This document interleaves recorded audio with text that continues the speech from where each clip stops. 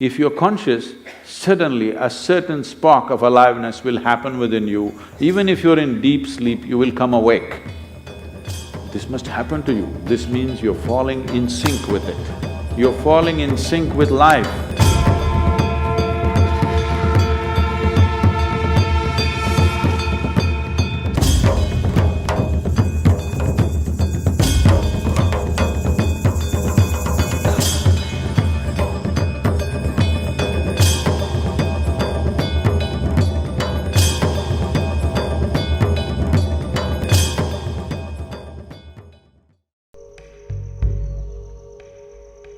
In the way the planet is spinning and what is happening, something very fundamental changes somewhere between 3:20 to 3:40. This is called Brahma Muhurtam. This is relevant only up to 33 degrees latitude. Your system, human system, functions in a certain way. It is a possibility. So, there has been an awareness about making use of this possibility. Your life is a product of many things that we call as the universe, many things that we call as existence. So we are a consequence of a certain phenomenal happening that we call as cosmos. We are not an individual existence. So when you get in sync, certain things will happen. You know, there's a cicadas in where we are in Tennessee, the US ashram, they wake up once in 17 years. Can you beat it? They know it is 17 years and they come awake and they breed and they go back to sleep. They're keeping time once in 17 years. No alarm bell anywhere. Well, how is this? I'm saying they're in sync with nature. We have lost sync within nature and we think that is our nature. No. All the many ailments, many problems that human beings are suffering is simply because we have lost that awareness as to how to be in sync with the many forces which are making us who we are. So yoga is to bring that sync so that you are in rhythm with life. If you become in rhythm with life, you will also wake up somewhere just after 3 a.m. If you're conscious, suddenly a certain spark of aliveness will happen within you. Even if you're in deep sleep, you will come awake. This must happen to you. This means you're falling in sync with it. You're falling in sync with life.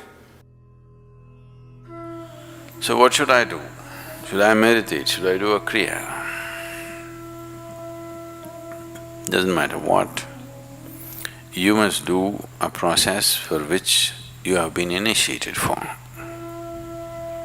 Because initiation means you were not just taught a practice, it was introduced into your system, it was implanted in your system. So whatever, if there is a life seed within you, if you're awake at Brahma Muhurtam and